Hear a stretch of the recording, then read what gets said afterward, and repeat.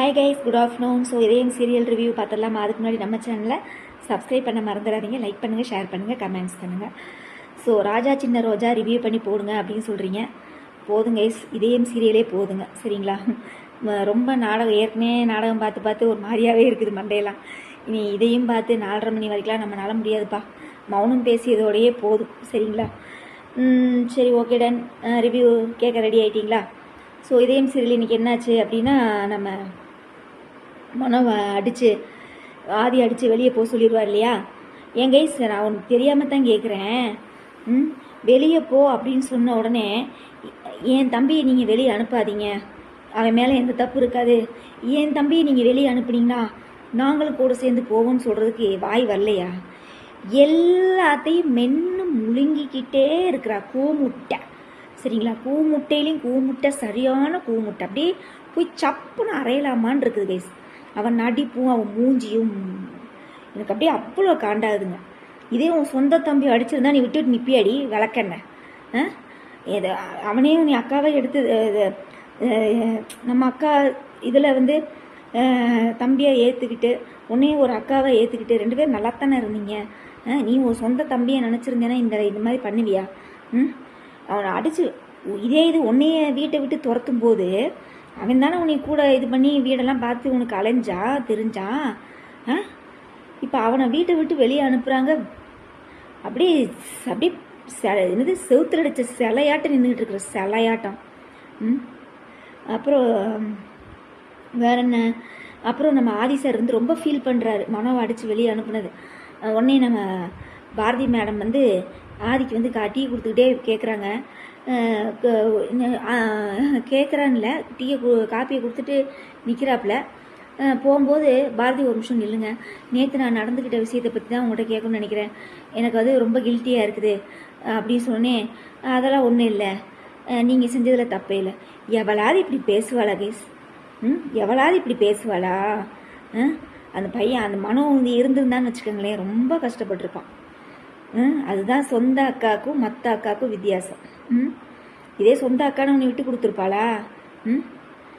இல்லை, நீ வீட்டை விட்டு வெளியே போனிய, நீ என்ன செய்கிற ஏது செய்யன்னு வந்து ஒரு எட்டாவது அவள் பார்த்தாளா? விளக்கண்ண ஒன்றும் கிடையாது, ஒரு மண்ணும் கிடையாது. செவுத்துல அடித்த இதாட்டம் பந்தாட்டம் அப்படியே ஃபோட்டோவாட்டம் அப்படியே நிற்கிறா செப்புச்சலையாட்டம். ஏம்மா சாமி ராசாத்தி, உனக்கு அவார்டு கொடுக்குறதா இருந்தான்னு வச்சுக்கோங்களேன், செப்புச்சலை அவார்டு கொடுக்கலாம், சரியா? செப்புச்சலை அவார்டு வந்து சீத்தமிழில் கொடுத்தாயின்னு வச்சுக்கோங்களேன், இந்த இதயம் சீரியலில் பாரதி கொடுத்துடலாம்.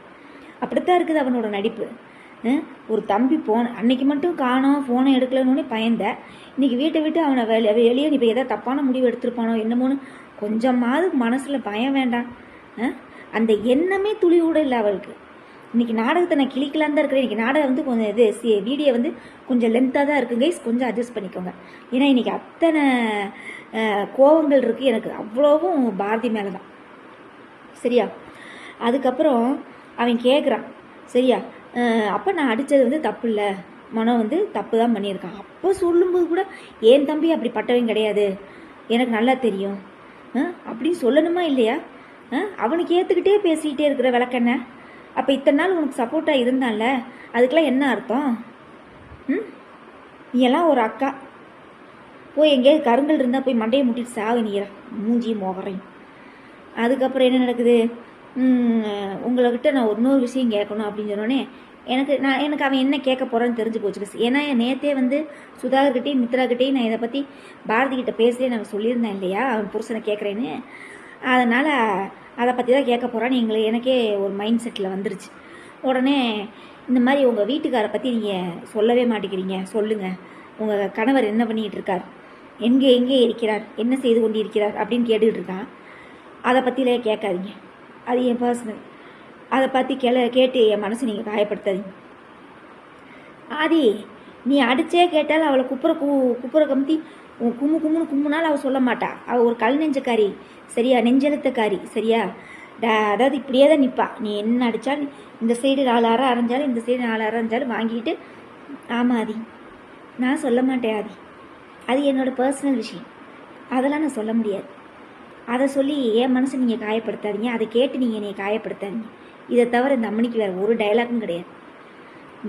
நீ அவளை சப்புன்னு அடித்து கேட்டாலும், இந்த வடிவேலு ஒரு படத்தில் சொல்ல மாதிரி அடித்து கேட்டாலும் சொல்லாத, அப்படின்னு சொல்லுவான் பார்த்தீங்களா, அந்த மாதிரி நீ அடித்து கேட்டாலும் அவன் சொல்ல மாட்டான். அந்த மாதிரி ஒரு நெஞ்செழுத்த காரியம்னு வச்சுக்கோங்களேன். அதுக்கப்புறம் என்ன நடக்குது, நீங்கள் வந்து என் குழந்தைங்களுக்கு நீங்கள் அப்பான்னு சொன்னது வந்து அது உங்களோட விருப்பம், நானாக கேட்கல. எம்மா ராசாத்தி, அவனாவது அதையாவது செய்கிறான்ல, குழந்தைங்க கஷ்டப்படக்கூடாதுன்னு அதையாவது செய்கிறான்ல. வெங்காயம் நீ என்ன வெங்காயம் பண்ணுற, எந்த இடத்துலையாவது வாயை திறந்து பேசினேன்னா தானே ஆகும். Day okay guys. அப்புறம் வேற என்ன, இந்த மனோ வந்து அதாவது காஞ்சிபுரம் கிளம்புறா மித்ரா.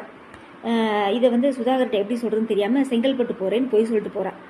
அப்போ சுதாகர் வந்து அபிக்கு நேற்று என்ன மாதிரி பிரச்சனை நடந்தது, நீ அபிக்கிட்ட பேசாமல் நீ இப்போ எங்கே போயிட்டுருக்குறேன்னு கேட்குறான். கேட்டோடனே நான் தான் வந்து பேசிக்கிறேன், இப்போ நான் ஒரு என் ஃப்ரெண்டுக்கு வந்து ஏதோ பிரச்சனைன்னு சொல்லிட்டு அவள் கிளம்புறாப்புல. பார்த்தா நிஷா அந்த சாமியார் சொல்லியிருப்பான் இல்லையா, அதனால் காஞ்சிபுரம் போய் விசாரிக்கிறதுக்காக 2 பேரும் கிளம்பிட்டாங்க. அதுக்கப்புறம் இங்கே என்ன நடக்குது, நம்ம ஆதி என்ன செய்கிறான், குழந்தைங்களை கொண்டு போய் ஸ்கூலில் ட்ராப் பண்ணுறதுக்காக நின்றுட்டு இந்த பாரதி கூமுட்டையை கூட்டிகிட்டு போகிறான் கூட. எங்கேன்னு சொன்னால் தான் இப்போ வரமாட்டாளே, சரியா, அதனால சொல்லாமல் கூட்டிகிட்டு போகிறாராமா. சரியா, சொல்லாமல் கூட்டிகிட்டு போய் காஞ்சிபுரத்தில் என்ன நடந்ததுன்னு தெரிஞ்சுக்க போகிறாங்களாமா 2 பேரும். அதுக்கப்புறம் என்ன நடக்குது, இங்கே காரில் வந்து ஆதிங்கிறேன் நிஷாவும் மித்ராவும் பேசிக்கிட்டே வர்றாங்க. பேசிக்கிட்டே வரும்போது மனோவை பற்றின விஷயம் வந்து சுதாகர் வந்து ஃபோன் பண்ணி சொல்கிறாப்புல. அதாவது அபி வந்து நான் நேற்று அவ்வளோ தூரம் சொல்லியும் அவனை பார்க்க போயிருக்காமா, நான் என்ன பண்ண போகிறேன்னு பாருன்னு சொல்லி அவன் ஒரு இங்கிட்டு கத்திக்கிட்டு இருக்கிறான். சரியா, அதுக்கப்புறம் இங்கே என்ன காமிக்கிறாங்க, இந்த மனோ வந்து கோயிலில் உட்காந்து அழுதுகிட்டு இருக்காப்புல, பாட்டி கூட கிளம்பி அபி வந்திருக்காப்புல. இதையும் வந்து சுதாகர் வந்து மித்ரா கிட்ட சொல்கிறான், அந்த பாட்டி கூட கிளம்பி அவள் போகிறாமா, இதெல்லாம் என்ன அர்த்தம், அவங்களோடய இவ எங்கேயுமே போனதே கிடையாதுல, இப்போ பாரு அவள் என்ன பண்ணிகிட்டு இருக்கான்னு, நீ வந்து முதல்ல அவகிட்ட பேசு அப்படிங்கிறான். நான் இப்போ காஞ்சிபுரம் போகிறது தான் எனக்கு முக்கியம், சரியா, நான் அபிகிட்டலாம் அப்புறம் வந்து பேசிக்கிறேன்னு சொல்லி அவங்க அண்ணங்கிட்ட சொல்கிறான். சொன்ன உடனே அவன் என்ன சொல்கிறான், நீ என்னமோ பண்ணு, சரியா, நான் இதை ஒரு அவனை வந்து கைகாலை உடைக்காமல் நான் விட மாட்டேன், அபியை நான் வீட்டுக்கு கூட்டிகிட்டு வராமல் நான் விட மாட்டேன்னு சொல்லி இங்கிட்டு ஒரு இவன் கிளம்பிகிட்டு இருக்கிறான். இங்கிட்டு நிஷா என்ன சொல்கிறா, முதல்ல நம்ம மனோவை பார்க்கணும், நீங்கள் அவனை வீட்டை விட்டு அனுப்பிட்டீங்களா, அப்போ எனக்கு இது சாதகமாக போச்சு, நான் என் ஆளுகளை விட்டு அவனை வந்து ஆக்சிடென்ட் பண்ணி நான் கொலை போனேன் அப்படின்னு சொல்லி எந்த பக்கி சொல்லுது. சரியா, அதாவது செய்கிறது தப்புன்னு தெரியுதாமா, ஆனால் அந்த தப்பை வந்து மறுபடியும் செய்வாங்களாமா அந்த லூசு கேனைக 2. சரியா, உடனே ஃபோனை பண்ணி ஆளுகளுக்கு வந்து பேசிட்டாப்புல. அதுக்கப்புறம் அபி வந்து மனோவை பார்த்துட்டு பாட்டியும் அபியும் மனோவை பார்த்துட்டாங்க கோயிலில். இதோட எபிசோடு முடிச்சிருக்காங்க. ஆனால் அதே கோயிலில் சுதாகரும் இருக்காப்புல, அதோடு தான் முடிச்சிருக்காங்க. ஸோ ரொம்ப கேவலமாக இருக்குது இதயம் சீரியல், ரொம்ப ரொம்ப கேவலமாக இருக்குது. சரியா, நீங்கள் எதுக்குடா எல்லோரும் சேர்ந்து காஞ்சிபுரம் போகிறீங்க, காஞ்சிபுரம் போகிறேன்னு சொல்லிட்டு இருக்கீங்க. ஆண்டாள் ஊர் எனக்கு காஞ்சிபுரமா, இல்லை எனக்கு தெரியல, அது ஏதோ ஒரு கிராமத்து பேர் தானே அவள் சொல்லுவாள் ஆண்டாள், அங்கே தானே போய் பார்க்கணும், அங்கே தானே அந்த டைரி எழுதுனதெல்லாம் இருக்குது. ஓயாமல் காஞ்சிபுரம் போகிறேன் காஞ்சிபுரம் போகிறேன்னே சொல்லிக்கிட்டு இருக்கிறாங்கன்னு எதுக்குன்னு தெரியல. அதுக்கப்புறம் என்னது, அந்த என்னமோ சொல்ல நினச்சேனே, அதாவது எனக்கு தெரிஞ்சு கைஸ் வாசுவோட இதயத்தை தான் ஆதிக்க வச்சுருக்காங்க. இந்த உண்மை வந்து ஆதிக்கு ஃபஸ்ட்டு தெரியுதா இல்லையா என்ன அப்படிங்கிறது தெரியல, ஆனால் மித்ரா வந்து கண்டுபிடிச்சிருவான்னு நினைக்கிறேன். சரியா, எனக்கு தெரிஞ்சு இந்த சீரியலை வந்து இந்த மாதிரி நினைத்தாலே இனிக்கும் இந்த மாதிரி சீரியல் இந்த மாதிரிலாம் கொண்டு போயிடாதீங்கடா, பேய் பூதம் பிசாசுன்னு. ஏன்னா வாசு நல்ல ஒரு கேரக்டர், சரியா, அதனால் கேவலப்படுத்திடாதீங்கடா நாடகத்தை, முடியல எங்களால். அதுக்கப்புறம் வேறு என்ன, அந்த மாதிரிலாம் கொண்டு போனாங்கன்னா நாடகம் சுத்தமாக நான் ரிவ்யூவே பண்ண மாட்டேங்க, சரிங்களா. பேய் பூதம் பிசாசுன்னு கொண்டு போனேன்னு வச்சுக்கோங்களேன், சுத்தமாக நான் பார்க்க மாட்டேன், சுத்தமாக நான் ரிவ்யூவும் பண்ண மாட்டேன். அதுக்கப்புறம் ஏன்னா வாசுங்கிறது ஒரு புனித ஒரு நல்ல ஒரு ஆத்மா, நல்ல ஒரு மனுஷன், சரிங்களா. அவனை கொன்று அந்த இதயத்தை எடுத்து இவனுக்கு வச்சுருக்கீங்க, சரியா. அப்படிங்கிறப்ப அந்த மாதிரிலாம் செஞ்சாங்கன்னா சுத்தமாக நாடகம் வேஸ்ட் ஆஃப் டைம். அதுக்கப்புறம் வேறு என்ன, அவ்வளோதான் கைஸ், இதில் ரிவ்யூ பண்ணுறதுக்கு ஒன்றும் இல்லை, நீ மண்டே பார்க்கலாம். மற்ற சீரியலை பொறுத்தளவு கார்த்திகை தீபம் நான் ஸ்பெஷல் எப்பயும் போல சொன்னது தான். ரேவதி வந்து ஜோடியாகிறத விட இந்த கடைசி பொண்ணு கார்த்திக் ஜோடியாக இருந்தால் நாடகம் நல்லாயிருக்கும். ஃபஸ்ட்டு சீசனுக்கும் இதுக்கும் ஒத்து போகும், சரிங்களா. அதுதான் என்னோடய பாயிண்ட் ஆஃப் வியூ. நீங்கள் எல்லாம் என்ன நினைக்கிறீங்கன்னு எனக்கு தெரியல, கமெண்ட்ஸில் சொல்லுங்கள், சரிங்களா. அப்புறம் கெட்டி மேளம் எனக்கு ப்ரோமோ பார்த்தீங்களா நீங்கள்? வெற்றியை வந்து மனுஷனாக மாற்ற முயற்சி பண்ணுறாலாமா துளசி. அப்போ இது வரைக்கும் அவன் மிருகமாக இருந்தானா? இதெல்லாம் பார்த்தாலே அப்படியே காமெடியாக இல்லை, எரிச்சலாக இல்லை. இந்த அம்முனி வந்து அவனை வந்து மனுஷனாக மாற்றுறாளாமா. அப்போ இதனால் வரைக்கும் அவன் மிருகமாக சுற்றிட்டு இருந்தானா?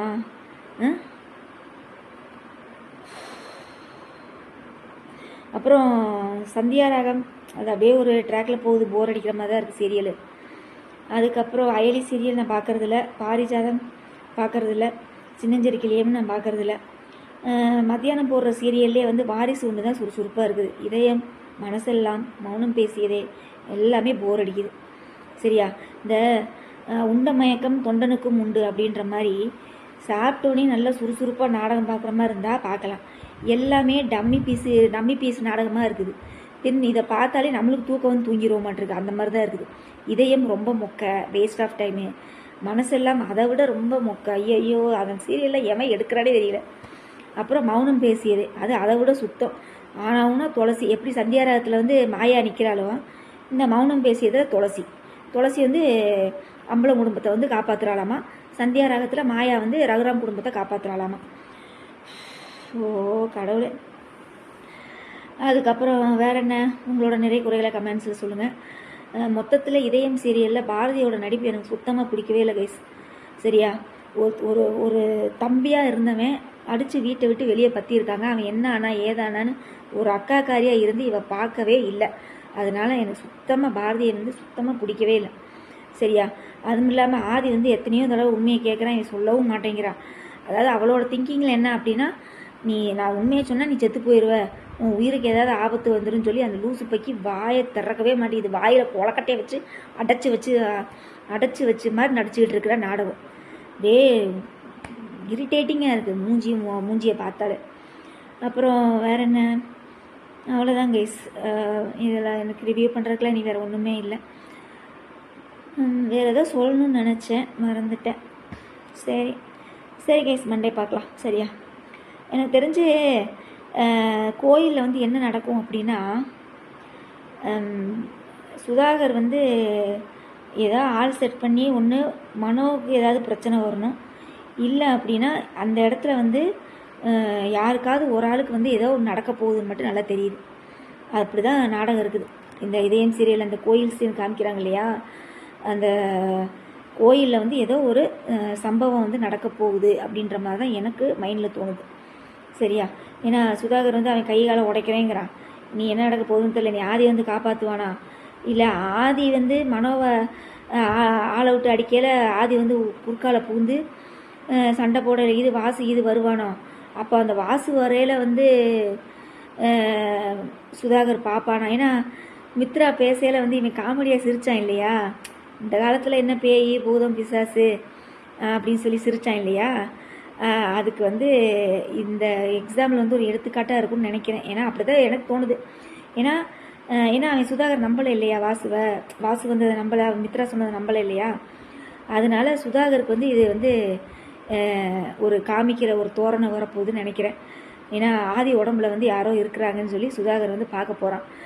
வாசு வந்தால் சுதாகர் முடிஞ்சான், மித்ரா முடிஞ்சா, எல்லாம் முடிஞ்சாங்க. சரியா? அதுதான் உண்மை. அது மட்டும் இல்லை, மித்ரா பற்றின உண்மை எல்லாமே ஆதிக்கு தெரிய வரணும். அப்புறம் வந்து வாசு வந்து எந்த விதத்துலேயும் ஆதிக்கு வந்து எந்த ஹெல்ப்புமே பண்ணக்கூடாதுன்னு தான் என்னோட திங்கிங். ஏன் அப்படின்னா அவன் வந்து காலில் உளுந்து கெஞ்சுவான். வாசு வந்து ஒரு டைமில் வந்து இப்படி பண்ணாதே ஆதி, உன் முடிவை மாற்றிக்கோ, நினைவலைகளை அழிக்காத அப்படின்னு சொல்லி கெஞ்சுவான். காலில் உளுந்து கூட கெஞ்சுவான். ஆனால் அவன் ஒன்றுமே சட்டை பண்ண மாட்டான் ஆதி. சரியா? இது என்னோட முடிவு அப்படின்னு சொல்லி இப்போ கூட நான் ஷார்ட்ஸில் கூட இதில் ஒரு சீனில் பார்த்தேன். வாசுவோட அந்த நினைவு நாளை கூட வந்து ஞாபகமாக கொண்டாடுறவன் நினைவலைகளை அழித்து இன்னைக்கு வாசுவோட நினைவு தினம் யார் கொண்டாடுறா? பாரதி முதல்ல கொண்டாடுறாளா? வாசு எப்போ செத்தானே கூட அவளுக்கு தெரியாது. அப்படித்தான் இருக்குது கதை. வாசுவோட நினைவு தினம் இப்போ இத்தனை மாதம் ஆச்சுல, இந்த பல்லவி வந்து ஒரு நாளாவது வாசுக்கு வந்து வாசு இறந்த நாள், வாசு நினைவு நாள்னு சொல்லி ஏதாவது இது பண்ணியிருக்காளா? நீங்களே நல்லா கவனித்து பாருங்கள். சீரியல் எல்லாம் நிறைய இடத்துல மைனஸ் பாயிண்ட் இருக்குது இதயம் சீரியலில். ம் ஃபஸ்ட்டு நடித்த சீசன் 1 கூட நினைவு தினம் அதை மாதிரிலாம் கொண்டாடுவாங்க. இந்த மாதிரி இந்த 2வது சீசனில் வாசுவோட நினைவு நாள்னு பாரதியும் இது பண்ணதில்ல, அவன் ஆதியும் நினச்சி பார்த்து. ஏன்னா அவன் தான் 5 வருஷம் நினைவலைகள் அழிச்சிட்டான்ல. அதனால் 5 வருஷத்தில் அந்த சாருக்கு என்ன நடந்ததுங்கிறது தெரியாது இல்லையா? அப்புறம் எப்படி இது பண்ணுவான்? மொத்தத்தில் வாசுவே இவளும் மறந்துட்டா, அவளும் நினைவலைகள் அழித்து மறந்தாச்சு. வாசுவால் தான் நம்ம உயிரோடு இருக்கிறோன்ற அந்த தாட்டு மட்டும் வந்துச்சுன்னு வச்சுக்கோங்க, ஆதி கொண்டே மூஞ்சி எங்கே வச்சுக்குவானே தெரியாது, அப்படி இருக்குது. ஓகே கைஸ், வீடியோ இன்றைக்கி ரொம்ப லென்த்தாக போயிடுச்சு. நம்ம மண்டே பார்க்கலாமா? அப்புறம் நான் வீலாகில் வந்து நம்ம சேனலில் வந்து காலையில் ஒரு ஷார்ட்ஸ் போட்டிருந்தேன்.